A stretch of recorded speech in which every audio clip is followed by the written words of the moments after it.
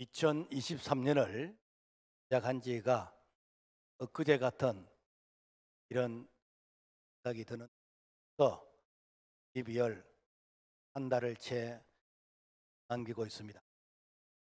새해를 시작하면서 꿈도 많았고 또 성취하고 싶은 목표, 소원도 많았습니다. 하지만은 이런 것도 있지만 대부분의 목표가 혹시나 했는데 역시나 아무 일이 없는 것에 대해서 생각을 하게 됩니다. 어쩌면은 매년 이렇게 살아왔기 때문에 특별히 놀랄 일도 아니고 당연한 것으로 받아들입니다. 만약 이것이 우리의 일상의 우리의 사고란다면은 우리에게는 새로운 희망과 새해가 옵니다. 새해를 기다리고 희망을 바라본다면은 잘한 것은 계속해서 이렇게 유지하고 발전시켜 나가야 되겠지만은 실패하고 그리고 좌절하고 낙심되었던 부분들은 아주 냉철하게 우리 자신을 돌아보면서 이 문제점이 무엇인지 우리가 이렇게 점검하고 보완하는 것이 바로 한 해를 잘 보내고 또 새해를 준비하는 예이다라는 것입니다. 성경은 우리에게 교훈하고 있습니다. 누가복음 6장 43절 못된 열매 맺는 좋은 나무가 없고 또 좋은 열매 맺는 못된 나무가 없느니라. 나무는 각각 그 열매로 아나니. 그러니까 원인이 있으면은 결과가 있다라는 것입니다. 우리가 몸이 안 좋아서 병원에 가면은 그냥 무턱대고 우리에게 소화제 주고 우리에게 열 내리는 그런 약을 주질 않습니다. 검사를 해봅니다. 그것도 종합 이렇게 검사를 해봅니다. 그래서 피 검사를 하고 뭐 내시경 검사도 하고 각종 검사를 다 마치고 난 다음에 종합적인 그 통계 수치를 가지고 종합 건강 검진 결과를 이렇게 말해줍니다. 그러면서 당신은 혈압은 얼마고 당뇨는 얼마고 그리고 위는 어떻고 대장 등등 우리 몸의 건강의 상태를 설명해 줍니다. 그러면서 처방을 해주는데 그 이렇게 진단의 결과를 잘 듣고 그 처방에 따르면은 우리가 약했던 건강을 다시 회복할 수가 있습니다. 우리 신앙의 상태도 마찬가지입니다. 우리는 매년 신앙의 종합 검진을 받아봐야 됩니다. 신앙생활에서 실패한 영역이 있다면은 빨리 단에서 고쳐서 보완을 해야 됩니다.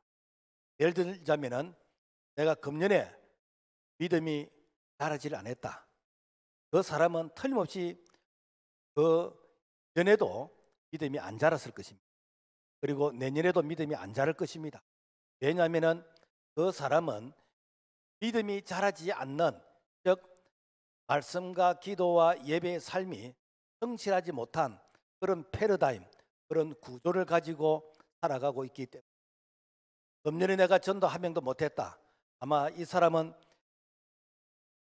그 이전 지난해에도 전도 한 명 못했을 겁니다. 그리고 앞으로도 또 못할 겁니다.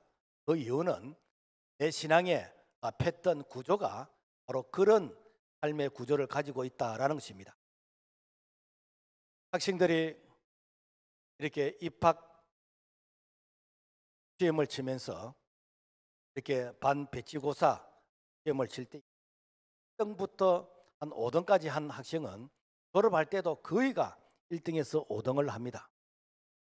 또 꼴찌에서 5등까지 한 학생은 거의 졸업할 때도 꼴찌에서 5등까지 하면서 졸업을 합니다. 그 이유는 1등 하는 아이는 1등 하는 공부에 그런 시간 관리, 습관, 구조를 가지고 있고 꼴찌 하는 아이는 꼴찌 하는 자기 나름대로의 시간 관리, 습관, 구조를 가지고 있다라는 것입니다. 자, 그래서 우리가 늘 자신을 돌아보면서 판단을 하지 않으면은 오늘 우리는 자신 있게 실패하고 자신 있게 오늘 우리는 그러면은 희망이 없는 그 길을 걸어갈 수가 있다라는 것입니다. 만약에 기업이 성장이 멈췄고 그리고 계속해서 적자를 보는데 그 원인을 조사하지 않고 그리고 어떤 대처 방안을 세우지 않는 가운데서 한 해 한 해를 시작한다면 망하는 것은 바로 시간 문제일 것이다 라는 것입니다. 그러므로 우리가 한 해를 이렇게 마무리하는 남은 시간 동안에 내 자신의 모습을 잘 진단해서 그래서 보완할 것은 무엇인지 이렇게 잘 보완한 그 사람은 기다리는 새해가 희망이 될 것입니다. 뿐만 아니라 우리에게 기대가 되어지는 설레이는 바로 새해를 준비하게 될 것입니다. 그렇다면 무엇을 진단하고 우리가 고칠 것인가? 자동차가 고장이 나면은 그 자동차를 생산한 만든 메이커, 현대이든지 기아라든지 아니면 대우나 쌍용이든지 그래서 그 만든 회사의 AS를 가면은 가장 잘 고칠 수가 있습니다. 마찬가지로 내 삶에 고장난 부분이 있다면은 내 삶에 아픈 곳이 있다면은 나를 지으신 하나님 그분 앞에서 우리가 종합 진단을 받는 것이 가장 현명합니다. 그래서 누구든지 말씀의 거울 앞에 서면은 우리 자신의 전체가 내시경처럼 우리 자신이 다 보입니다. 그래서 말씀의 거울 앞에서 우리 자신을 돌아보면서 우리가 종합 검진을 받는 것이 참으로 지혜가 될 줄로 믿습니다. 저는 지난 한 주간 동안 2024년을 목회 계획을 준비하면서 한 주간 이렇게 한 해를 뒤돌아보게 되었습니다. 우리 교회를 뒤돌아볼 때에 잘한 것도 있지만은 또 구체적으로 계속 이대로 가면 안 되겠다. 계속 이대로 가면은 앞으로 더 이상 이렇게 희망이 없는 이런 요소를 발견하게 되어졌습니다. 우리 교회가 아주 급성장할 때는 일꾼이 참 많았습니다. 소위 말해서 일당백이라고 할 수 있는 그런 일꾼이 많을 그때는 우리 교회가 수직적으로 그야말로 100%에 가까울 정도로 성장을 했습니다. 그래서 우리 교회는 지금도 일꾼이 많으면 무한대로 성장할 수 있는 그런 구조, 그런 시스템을 가지고 있습니다. 그 이유는 아주 훌륭한 평신도들에게 이렇게 사역을 맡길 때에 시너지의 그런 효과를 거둘 수가 있다라는 것입니다. 그래서 우리 교회가 다른 일반 교회하고 다른 차이점은 일반 교회는 교역자를 자꾸 많게 해서 일을 역할 분담을 하는데 우리 교회는 이제 무진장한 능력 있는 이 평신도 이 리더들을 키워서 이분들에게 역할을 분담할 때 그야말로 어마어마한 이런 영적 자원을 활용할 수 있다라는 것입니다. 그런데 언제부턴가 직분자는 많은데 일꾼이 적어지는 현상이 생겼습니다. 이 현상은 마치 IMF 금융위기 때에 생산 수입은 적은데 마치 소비 지출은 많은 이런 20대 80의 이런 구조. 이 구조는 언젠가는 IMF 나는 낙제이다 라는 그러한 때가 올 수 있었다라는 것입니다. 그래서 2024년 새 우리 교회 표는 정령과 지혜가 충만한 일꾼을 세우자. 그래서 모든 에너지를 일꾼에 집중하기로 했습니다. 우리가 아주 냉정하게 우리 자신을 한번 돌아보면은 사실 우리는 하나님 앞에서 또 사람 앞에서 우리가 축복받기를 원했습니다. 그래서 그 축복이 물질의 축복도 될 수 있고 또 건강의 축복도 될 수 있고 어쩌면은 하나님 앞에서 이렇게 직분도 축복이 될 수가 있습니다. 그래서 하나님 앞에서 우리가 받았던 이 직분 그것이 집사님일 수도 있고 권사님일 수도 있고 장로님일 수도 있고 또 우리 교회 셀리더 사역자 교사 부장이 될 수가 있습니다. 그런데 이 직분은 우리가 주의 일을 하고자 할 때 날개로서 주어진 것이지 이것이 짐이 아닙니다. 만약에 이것이 짐이 되어준다면 기도가 짐이고 헌신이 짐이고 전도가 짐이고 봉사가 짐이고 예배가 짐이고 짐이 되어준다는 것은 이것은 짐 그 자체가 문제가 아니라 내가 영적으로 체력이 고갈되어 있다라는 것입니다. 다른 말로 하면은 내가 성령이 고갈되어 있는, 말씀과 기도가 예배가 이미 메말라 있는, 그래서 짐을 내려놔도 역시 이렇게 일어설 수 없는 것은 나의 이 기초 체력이 완전히 고갈되어 있다라는 것입니다. 그러므로 말미암아 더 늦기 전에 우리는 회복해야 됩니다. 이 상태로 그대로 가면은 그야말로 탈진하게 되는 것이고, 나는 이렇게 신앙생활 못하겠다, 나는 교회 못 다니겠다 라고 하면서, 그래서 이유를 다른 데서 찾지만은 근본적인 것은 내 자신의 바로 이 기초 체력이 고갈되어 있다라는 것입니다. 산업재해 예방 법칙에서 하이니 법칙이라는 이런 법칙이 있습니다. 이것은 1대 29대 300이라는 이런 법칙인데, 통계에 따르면은 한 건의 사고가 일어나기 전에 29건의 경미한 이런 사고, 이런 사인이 있었다라는 것입니다. 그 29건의 경미한 이 사건, 이 사인이 일어나기 전에는 약 한 300건의 위험한 요소가 주변에 존재하고 있었다라는 것입니다. 그래서 내가 어떤 결과가 일어나기 전에 이미 경미한 그런 사건, 사인이 있었고, 그리고 주변에 그런 사고가 일어날 수밖에 없었던 주변에 이런 위험한 요소가 있었는데, 이것을 방치하게 되면 언젠가는 그야말로 큰 사고가 나게 된다라는 것입니다. 우리 몸의 건강도 마찬가지입니다. 치명적인 그런 질병이 일어나기 전에 이미 내 스스로에게 어떤 사인이 왔습니다. 그래서 입맛이 없다든지, 체중이 줄어든다든지, 아니면은 혈압이 오르고 피로가 쌓이고 소화가 안 되고 스트레스를 받게 되어지고 피부가 까칠하다든지 기타 등등 여러 가지 징조의 사인이 있는데, 이런 것을 그냥 대수롭게 여기고 지나가게 되어지면은 나중에 아주 큰 병을 이렇게 만났을 때, 그때는 후회하게 되는 것이죠. 그때 내가 왜 그랬던가라고 하면서 후회하게 됩니다.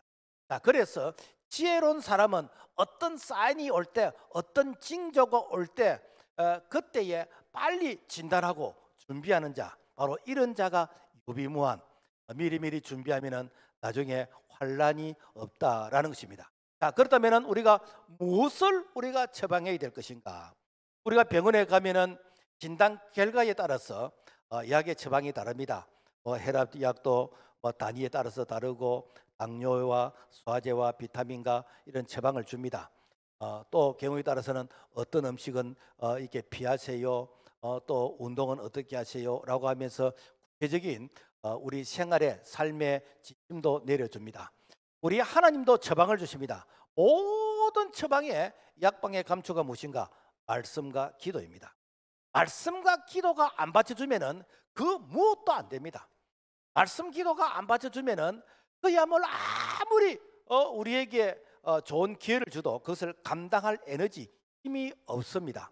그래서 이 말씀과 기도를 통해서 하나님께서 우리에게 영육간에 많은 위로와 축복을 주게 되어집니다. 그래서 하나님께 쓰임받은 사람들의 다 공통적인 특징을 보면은 평소에 말씀과 기도, 즉 삶의 이 예배를 잘 지킨 그 자가 때가 되니까 하나님께서 주시는 그 축복을 내가 붙잡을 수 있는 것이고, 그리고 그 축복이 바로 하나님께서 세워주실 수 있는 그런 기회가 되더라라는 것입니다. 우리가 여호수아 14장에 보면은 이 갈렙이 이 산지를 내게 달라라고 이렇게 간구를 합니다. 이스라엘 백성들이 광야 40년을 지나 약속의 땅 가나안 땅을 기업으로 분배받았는데, 그때에 많은 지파들이 그야말로 평지, 그리고 기름진 땅, 이렇게 좋은 땅, 이런 땅을 분배받기를 원했습니다. 그래서 대부분 지파들이 다 이렇게 좋은 땅을 분배받기를 원할 그때에 85세의 노인 이 갈렙이 이 산지를 내게 달라고 하면서 다른 사람들이 바라볼 때 아무런 가치가 없는, 그리고 이렇게 위험 부담이 있는 이 헤브론 이 땅을 달라고 합니다. 그래서 이 헤브론 이 땅은 아주 지형적으로 험난한 그런 그 산지이고, 뿐만 아니라 거기에는 아낙 자손이라는 아주 거인들이 살고 있고, 그래서 이 헤브론 이 땅을 정복한다는 것은 엄청난 위험 부담이 있는, 어쩌면 희생을 치르야 되는 그런 땅이 바로 헤브론 이 산지였습니다. 자, 그러나 이 산지를 정복하지 않고서는 진정한 가나안 땅에 평안이 없고 그리고 안식이 없습니다.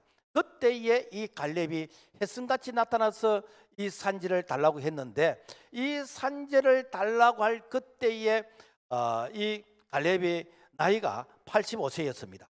그래서 여호수아 14장 11절 말씀 보면은 모세가 나를 보내던 날과 같이 오늘날 오히려 강건하니 나의 힘이 그때나 이제나 일반이라.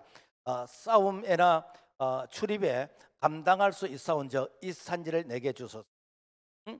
그러니까 이 평소에 이 갈렙은 늘 자기 자신을 관리를 잘했다는 것입니다. 뿐만 아니라 이 산지를 달라고 하는 것은 내가 노년에 어떤 뭐 욕심 아니면은 어떤 명예욕, 어떤 인기 이런 것에 의해서 달라고 하는 게 아니라는 거예요. 여호수아 14장 9절의 말씀 보면은 그날에 모세가 맹세하여 가로되 내가 나의 하나님 여호와를 온전히 쫓아선저 너 발로 밟는 땅은 영웅령이 너와 내 자손의 기업이 되리라 하였나니. 그러니까 이미 아브라함 때에 하나님께서 이 땅을 너와 너 자손에게 주리란 이 약속의 말씀을 이 갈렙은 한순간도 잊어버린 적이 없고, 그래서 이 약속의 땅을 늘 마음속으로 묵상하면서 때가 되면 이 땅을 취해야 된다라는 것이 바로 갈렙이 평소에 말씀과 기도로서 이 약속의 땅을 붙잡았던 바로 이것이 바로 믿음의 사람의 모습이다라는 것입니다. 오늘날로 말하면은 대부분 사람들이 3D 일은 안 하려고 합니다. 직장에서도 마찬가지고 교회도 마찬가지입니다. 3D 일은 더럽고 힘들고 위험한 일, 이런 일은 제대로 안 하려고 그럽니다. 그래서 이제 이런 일을 안 하려고 하다 보니까 이제 동남아 사람들인지 이제 이런 분들이 오셔서 이제 3D 일을 대체하게 되어지는데, 사실 뭐 일거리가 없다라고 말하지만은 실질적으로 일거리 많이 있습니다. 있는데 내가 3D를 안 하려고 하다 보니까 일거리가 없는 것이죠. 자, 그래서 사람들은 일반적으로 칭찬받고 그다음에 이렇게 이미지 관리하고 표정 관리하기 좋은 이런 부담 없는 이런 서로 하려고 하는데, 실질적으로 내가 조금 위험 부담이 있고 내가 신경 쓰이고 참 내 자신의 모습이 다 노출되는 이런 것들은 안 하려고 하는 것이 사실 어쩌면 우리 모두의 그런 속마음인 것입니다. 그런데 우리 교회 3D는 무엇인가? 그는 셀 리더입니다. 특히 셀 리더를 하면서 그러면서 이렇게 교사 역할, 부장을 감당한 이런 분들은 그야말로 3D 중에서 3D입니다. 이 시대의 갈렙 같은 사람입니다. 이런 자는 평소에 말씀과 기도로 자기 관리를 하지 않으면은 사실상 오래 가지를 못해요. 그래서 우리 교회에서 적어도 셀리도 5년 이상, 10년 이상 한 사람은 적어도 10년 이상 한 사람은 성자에 가깝습니다. 왜? 온갖 사람들 다 만났을 거 아닙니까? 뭐 셀 가족들 중에서는 뭐 물매기가 아니라 뭐 가물치도 있었을 것이고 온갖 사람 다 있을 거 아닙니까? 그런 것들을 다 이겨내면서 그러면서 이렇게 셀 가족들을 돌보고 있었다. 이것은 그야말로 이 시대의 갈렙 같은 자이다라는 것입니다. 그래서 이런 자들은 이미 검증된 자이기 때문에 사실 우리가 뭐 중자를 세운다 고민할 필요 없습니다. 그런 사람 세우면 제일 안전빵입니다. 그런데 이런 과정을 안 거치면은 사실상 우리가 좀 모험을 해야 되는 것이 사실입니다. 자, 그렇다면은 우리가 무엇을 준비해야 할 것인가? 우리가 자연을 통해서 우리가 교훈을 살펴보기를 원하는데, 날씨가 춥고 먹이를 구하기가 힘든 겨울이 다가오면은 동물들은 자기 나름대로 생존의 방법이 있습니다. 그래서 곰이라든지 개구리나 뱀이나 미꾸라지 이런 이 겨울에 동면을 하는 이런 물들은 이 따뜻할 때 봄, 여름, 겨울이 오기 전에 영양분을 충분히 이렇게 많이 비축을 해서, 그래서 겨울이 오면은 안전한 곳에서 동면을 합니다. 그것도 움직이질 않고, 에너지가 소비되지 않도록 하기 위해서. 이것이 바로 겨울을 준비하는 그들의 지혜입니다. 뿐만 아니라 이 다람쥐도 마찬가지예요. 우리 교회 주변에 보면 다람쥐가 참 많은데 이 다람쥐도 이 가을에 이 도토리와 이런 밤을 땅 속에 이게 저장해 두었다가 그래서 열매가 없는 이 겨울과 이 봄 그 시기 때에 그래서 자기가 이렇게 묻어두었던 이런 열매를 이제 꺼내서 먹으면서 이 추운 겨울을 지낼 수 있다라는 것입니다. 그것이 자연이 우리에게 교훈해주는 유비무환인 것입니다. 그래서 자연을 보면서도 깨달지 못하는 그런 사람들에게 바로 이런 곤충, 작은 개미를 통해서 우리에게 교훈하실 때가 있습니다. 잠언 6장 6절에서부터 8절의 말씀 보면은 게으른 자여 개미에게 가서 그가 하는 것을 보고 지혜를 얻으라. 먹을 것을 여름 동안에 예비하며 추수 때에 양식을 모으느니라. 그야말로 개미도 그야말로 이렇게 참 다가올 그런 환란을 준비하는데 하물며 하나님의 형상으로 지음을 받은 인간이 미련해서 되겠느냐라는 것이 바로 하나님이 우리에게 주는 교훈인 것입니다.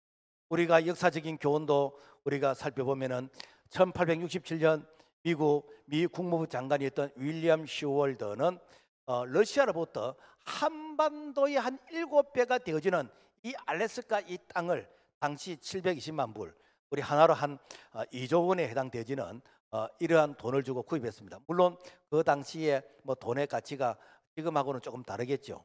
어쨌든 그래서 그 당시에 우리 대한민국의 7배가 되어지는 이런 땅을 구입하려고 할 때 미국 의회는 아니 그 얼음덩어리 그 땅을 사서 뭐 할 것이냐, 그렇게 얼음이 이렇게 야다면은 우리 집에 있는 냉장고 얼음 줄 테니까 이 냉장고 얼음을 가지고 즐기라고 하면서 그야말로 다 반대했습니다. 그 반대하는 가운데서도 윌리엄 시월드는 그 상하 의원들을 설득을 시켜서 그래서 이 알래스카 그 땅을 구입하게 됐습니다. 그래서 러시아는 너무 잘 팔았다. 그래서 이 땅을 사준 것에 대해서 너무너무 고마워하는 그런 모습이었고 미국은 반대에도 무릅쓰고 그 땅을 구입하게 되어졌는데 30년이 지나서 그 땅에 지질 조사를 했더니 그 땅 속에는 엄청난 그런 지하 자원, 금광이 있고 석유가 있고 천연가스가 있고 뿐만 아니라 군사적인 그런 전략 요충지가 되어졌어. 그래서 이 비행기가 미국을 갈 때 대권 항해를 해가지고 대부분 알래스카 쪽으로 해서 갑니다. 이것이 좀 빨리 가는 것이고 그리고 안전하게 갈 수 있는 그런 방법인 것입니다. 그것이 무엇인가? 바로 미국은 미래를 위해서 준비했다라는 것입니다. 우리나라 역사를 보면은 우리나라 역사에 참 외침을 한 900번 이상 이렇게 당했습니다. 그 중에서 대표적인 것이 임진왜란이고 바로 6.25였는데 임진왜란이나 6.25나 똑같은 공통점이 있습니다. 무엇인가? 다가올 그런 환란에 대해서 알면서도 준비하지를 못했다라는 것입니다. 1950년 6월 25일 이렇게 6.25 전쟁이 있었는데 사실은 6.25 전쟁이 있기 전에 1945년 8월 15일 해방이 된 이후에 그때 우리나라는 엄청난 혼란의 그런 시기를 보내게 되었습니다. 그야말로 이 남한 땅을 이 어떤 체제를 세울 것인가, 그래서 공산주의, 사회주의 체제를 세울 것인가 아니면 자유민주주의를 세울 것인가, 그야말로 곳곳에서 데모를 하고 자익과 우익이 나눠져서 그야말로 이렇게 싸움을 하고 이런 것들이 다 무엇인가, 이게 반란 사건, 뭐 여순 반란이라든지 대구 폭동 사건이나 제주 4.3 사건 이런 것들이 다 그런 연장선상이었다라는 것입니다. 그래서 그 당시에 북한은 남침을 위해서 이렇게 소련을 등에 업고 철저하게 준비를 하고 있었고 그 남침의 준비를 정보 당국이 이미 알고 있었는데 이 남침 준비의 이 정보를 대통령에게 보고하지도 않았고 그리고 국군이 여기서 준비를 하지 않았습니다. 심지어는 6.25가 일어나는 6월 25일 그날 대민 봉사로서 군인들을 다 이렇게 모내기에 휴가를 보내버리는, 나중에 알게 된 사실이지만은 바로 간첩이었다라는 것입니다. 여러분, 그 이렇게 남침의 그 정보를 알면서도 불구하고 준비를 하지 않은 그 결과 6.25를 통해서 3년 동안 전 국토가 그야말로 부산 일부만 남겨놓고 잿더미가 되어져서 그래서 사상자가 남한에 한 1,500 아니 그러니까 104만 명 정도. 북한은 한 330만 명. 이 정도 사상자가 있게 되어지고 지금도 한 1,000만 명의 이상 그런 가족이 있는 그런 역사의 아픔이 있습니다. 무슨 얘기입니까? 바로 전쟁에 대해서 준비하지 못한 우리 역사의 아픔이었다라는 것입니다. 자, 그런데 이 성경의 인물을 보면은 잘 준비해서 그 시대를 극복하며 잘 준비해서 다가올 위기를 아주 슬기롭게 잘 이렇게 헤쳐나간 그런 훌륭한 신앙의 선조들이 있다라는 것입니다. 우리가 창세기 6장에 보면은 노아가 다가올 홍수의 심판을 피하기 위해서 이 120년 동안 묵묵하게 이 방주를 지었습니다. 그 방주도 그야말로 그 물가에서 지은 것이 아니고, 그리고 그 방주를 짓는 그 시대에 태풍이 온다든지 폭우가 쏟아진다든지 그래서 어떤 홍수의 그런 재난을 경험하면서 와 앞으로 홍수가 있을 수 있다라는 것이 아니라 그 시대는 아직까지 홍수가 없던 시대였습니다.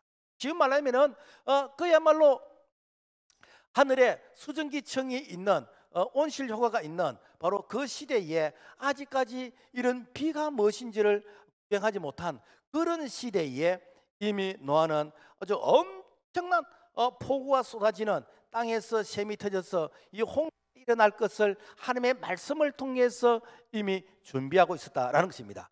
그 시대에 세상 사람들은 먹고 마시고 시가고 장가가고 노아를 향해서 노망이 걸렸다, 더위를 마셨다라고 하면서 얼마나 조롱을 했겠습니까? 하지만은 이 노아는 하나님의 말씀에 순종해서 준비한 자다라는 것입니다. 그래서 창세기 6장 22절 노아가 그와 같이 하여 하나님이 자기에게 명령하신 대로 다 준행하였더라. 그래서 노아 가족 8명만 이렇게 방주를 통해서 구원을 받게 되어졌다라는 것입니다. 창세기 41장 보면은 요셉이 바로 왕의 꿈을 이렇게 해몽해 줍니다. 그러면서 왕이시여 앞으로 7년 풍년이 있을 것이고 7년 흉년이 있을 것입니다. 그래서 이 7년 풍년 때에 이 곡식을 허랑방탕 이렇게 소비하지 말고 이 곡식을 잘 이렇게 저장을 해서 그래서 7년 흉년을 준비해야 됩니다.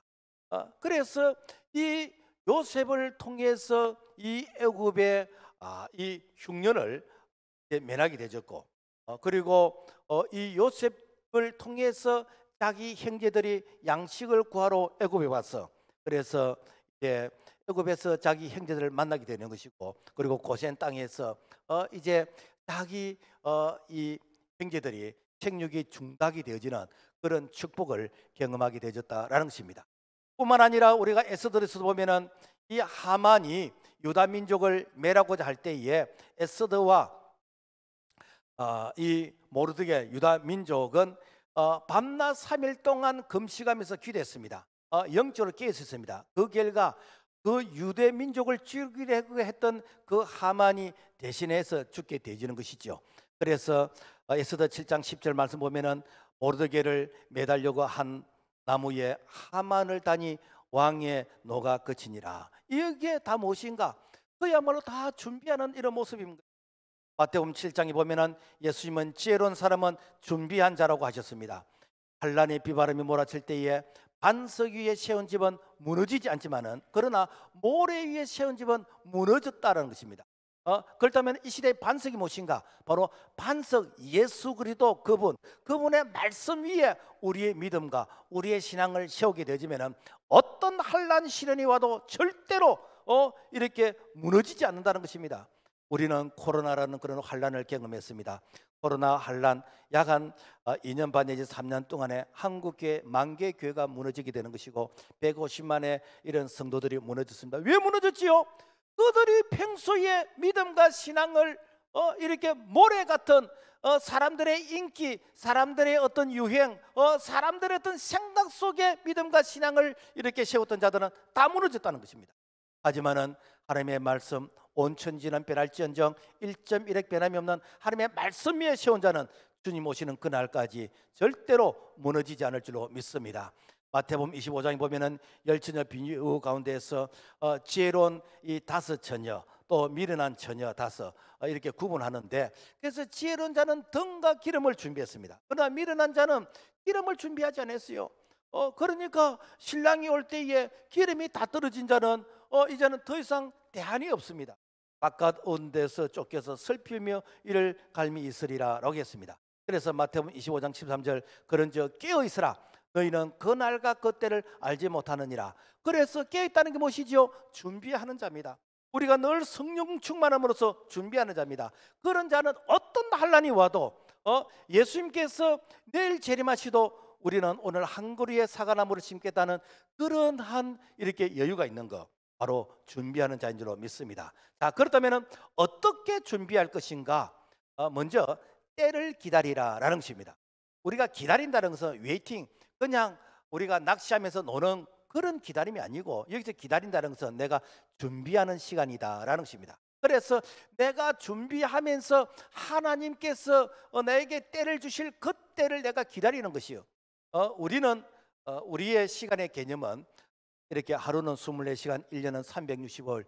그래서 우리는 어떤 측정 가능한 이런 시간에 우리는 살아가고 있습니다. 이걸 갖다가 크로노스의 시간이다라고 이야기합니다. 그러나 우리 하나님은 우리의 시간에 묶여 계시는 분이 아니고 시공간을 초월하시는 분이요. 그래서 카이로스 시간. 그래서 하나님의 때에 하나님의 방법으로서 우리에게 응답하시는 거예요. 그래서 우리가 하나님 앞에서 우리의 소원을 가지고 기도할 때, 즉 원터를 가지고 기도할 때, 하나님은 하나님의 때에 우리에게 니드로서 필요에 따라서 응답하신다라는 것입니다.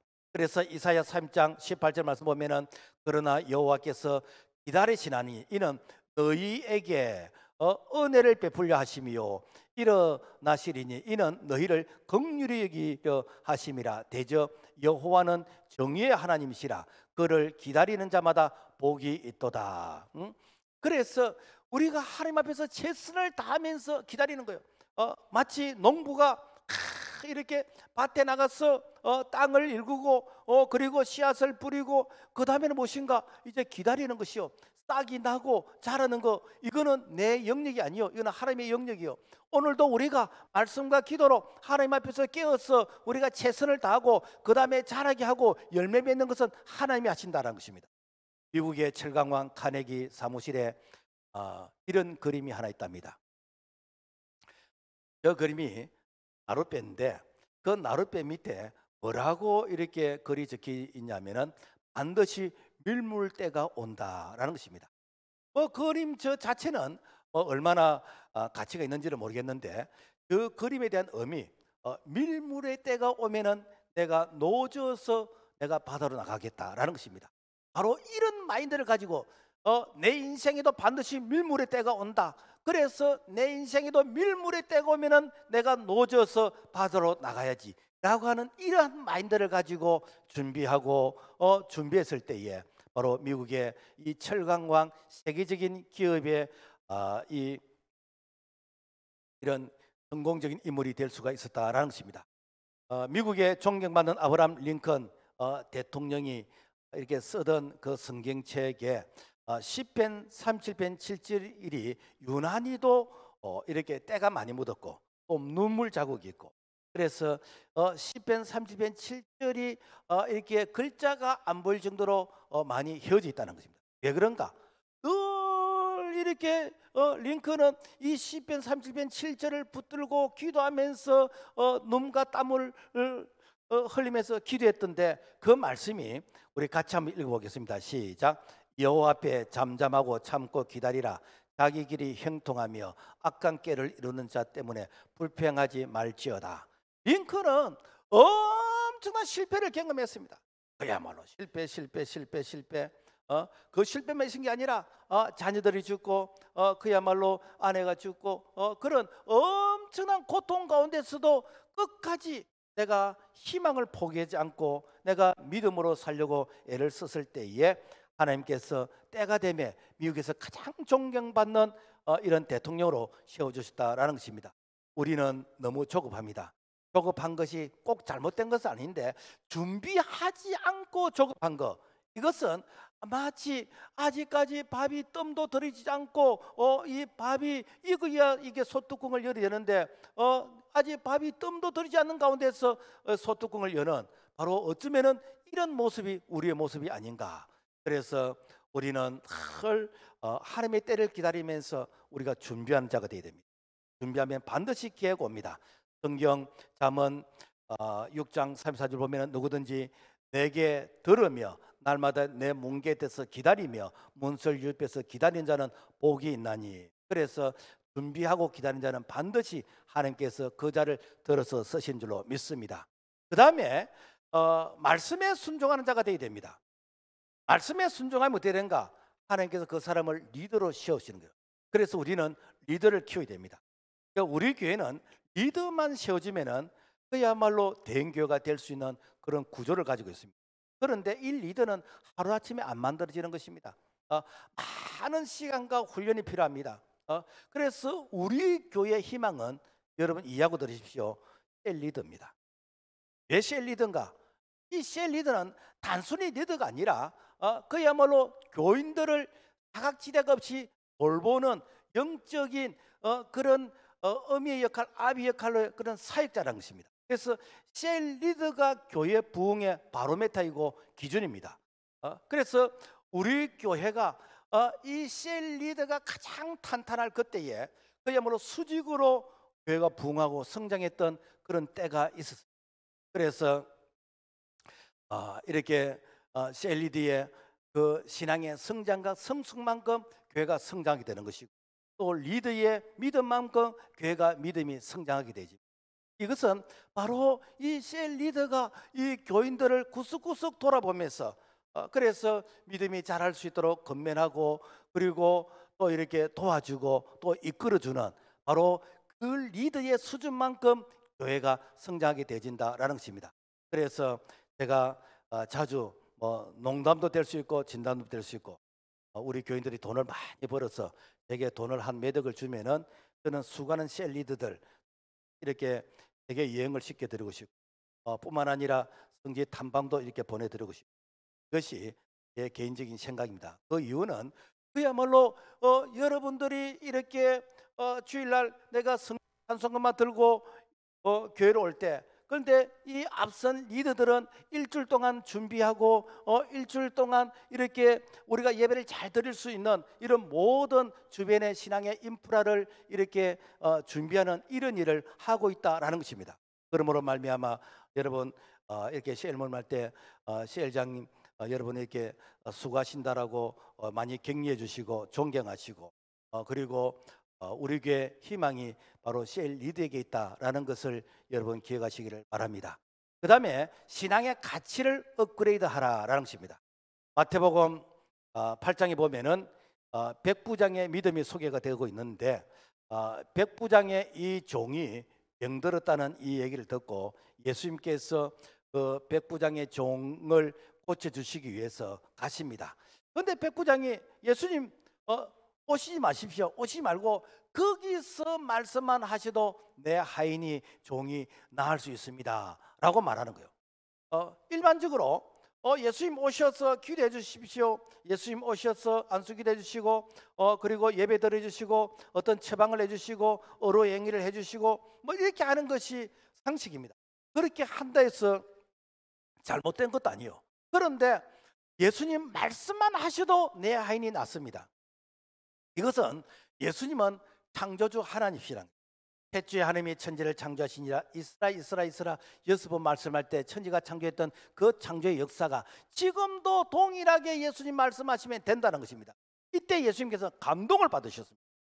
그러면서 마태복음 8장 10절에서 말씀하시기를 이스라엘 중 아무에게서도 이만한 믿음을 보지를 못하였느라. 예수께서 백부장이 이르시되 가라 너 믿음대로 될지다 하시니 그 즉시 하인이 나니라. 그래서 백부장의 믿음대로 되었다라는 것입니다.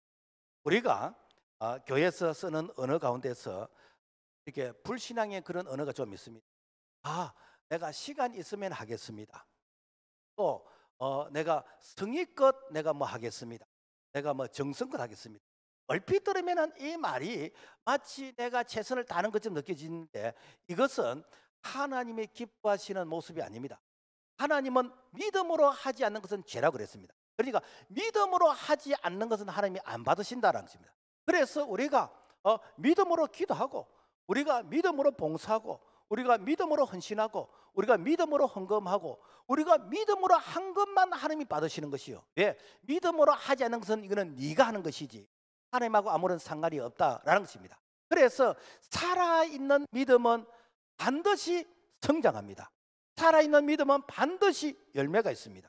여러분, 아이가 유치원 때 입던 옷이 초등학교 6학년까지 옷을 그대로 입는다라고 하면은 아이고 좋겠다. 뭐 옷 살 필요도 없고. 여러분, 그것이 자랑이겠습니까? 아닙니다.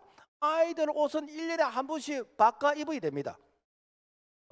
질밥이 터져서 그래서 새 옷을 바꿔 입어야 됩니다. 옛날에는 엄마들이 옷 사주기가 귀찮으니까 초등학교 1학년짜리를 갖다가 초등학교 5학년짜리 옷을 사가지고, 그래서 초등학교 5학년 되면 이제 다 떨어져서 못 입는 겁니다. 그렇게까지 할 필요는 없지만은, 그래서 이렇게 매년 신발도 떨어뜨려야 됩니다. 왜? 자고 있다는 거 아닙니까? 자고 있다. 그게 성장한다는 거 아닙니까? 그래서 여러분요, 우리가 2023년 여기까지 하나님께서 우리에게 채워주셨습니다.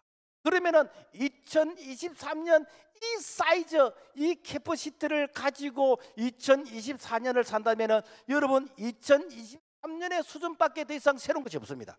그래서 우리는 용량을 더 사이즈를 크게 해야 됩니다. 용량을 더 키워야 됩니다. 그래서 이 캐퍼를 더 크게 할 때, 그때 하나님께서 네 믿음의 사이즈만큼 네 믿음대로 될지라고 말씀하실 때, 그때에 우리가 믿음의 분량만큼 영육간에 복을 받는 자 되기를 주님의 이름으로 부탁을 드립니다. 그 다음에 우리는 이제 결단해야 됩니다. 우리나라 이 삼성은 세계적인 기업입니다. 세계적인 이 브랜드 평가가 5위 안에 삼성이 들어간다고 하는데, 이 삼성 브랜드의 가치가 한 746억 달러, 우리 돈으로 한 8조 정도 되어지는, 그래서 2021년도 우리 국가 예산이 한 558조였는데 우리나라 예산의 한 10분의 1 정도가 삼성의 그런 자산이라는 거예요. 그리고 세계적인 1위의 제품만 11개가 있답니다. 자, 그런데 이 삼성이 처음부터 그렇게 세계적인 그런 기업이 아니었어요. 제가 80년대 외국을 좀 다니는 그런 시대가 있었는데, 우리나라 물건들이 보면은 미국 이 백화점에 가면은요, 오늘날 우리가 롯데마트 그 출입문에 보면은 물건들 많이 쌓아놨잖아요. 그래, 신발하고 옷하고, 그러니까 나가면서 골라 잡아서 나가는 그 제품이 대한민국 제품. 80년대 그랬어요. 그러니까 우리나라에서는 메이커라고 이렇게 이 상표를 붙여서 이렇게 수출한 것들이 외국에 나가면은 삼류 취급 받았습니다. 그런데 이 고 이건희 회장이 1993년 이 독일 프랑크푸르트 계열사 이런 사장단을 모아놓고 이 마누라 자식 빼고 다 바꾸라. 왜 바꿔야 되는가?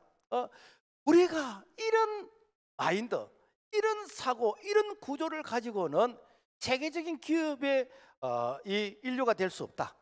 그래서 늘 이류 삼류, 어쩌면은 싸구려 취급받을 수 있다. 그래서 가감하게 혁신하고 바꿔야 된다라고 하면서 이 바꾸었던 그 정신, 이 마인드가 오늘날 세계적인 그런 기업이 될 수가 있었다라는 것입니다. 여러분, 안타깝게도 가장 변화를 싫어하고 그리고 변화가 안 되는 조직이 어딘지 압니까? 교회입니다. 교회는 100년 전이나 지금이나 안 바뀐 부분들이 되게 많이 있습니다. 우리가 하나님의 말씀 진리는 바꾸면 안 됩니다. 온천하는 배랄지언정 1.1억 하나님의 말씀만 바뀌면 안 됩니다. 그러나 그 말씀을 실천하고 적용하는 데서는 여러분 바뀌어야 됩니다. 시대가 바뀌고 있잖아요. AI 시대잖아요. 체보 시대잖아요. 옛날에는 아는 것이 힘이라고 했는데 아닙니다. 지금은 우리가 아는 것들이 전부 다 AI의 체보에 다 이게 저장 다 되어 있습니다. 이것을 어떻게 활용하느냐, 어떻게 적용하느냐, 이게 오늘날 지혜인 것이지 이렇게 전통 아는 거, 그거는 이미 아날로그 시대로서 한창 지나가도 이렇게 유물이 되어졌습니다.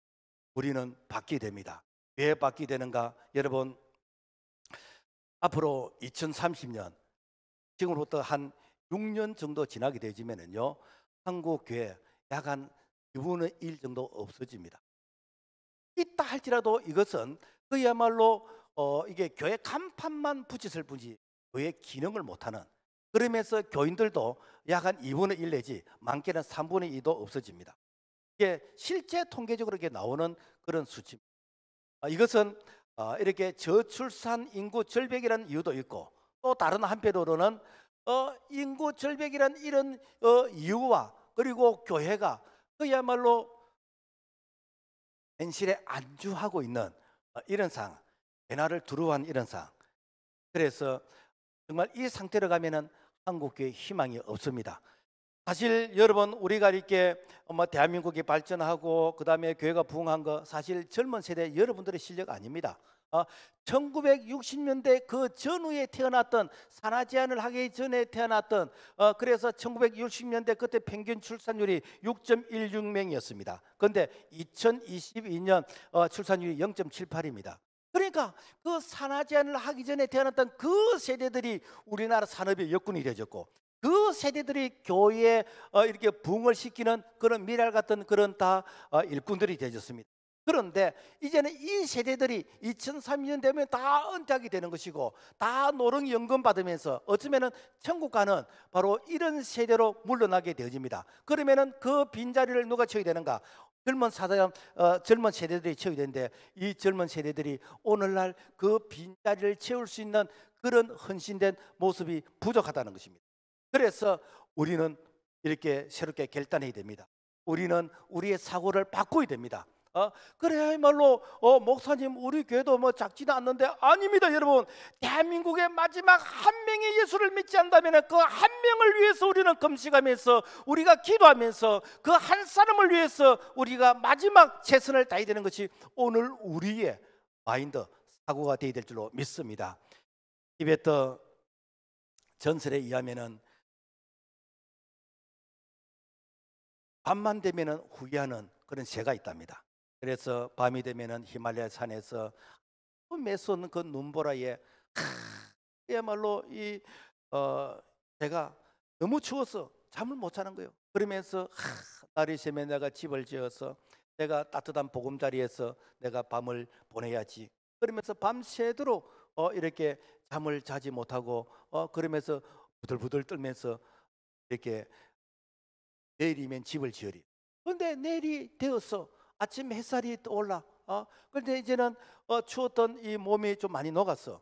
그리고는 어떠는가? 내가 어젯밤에 추위에 떨었던 그 생각을 다 잊어버리고 낮에 노래하면서 놀다가 또 밤이 되면은 또 추위에 떨면서 내일이면은 내가 집을 지어야지, 내일이면 집을 지어야지.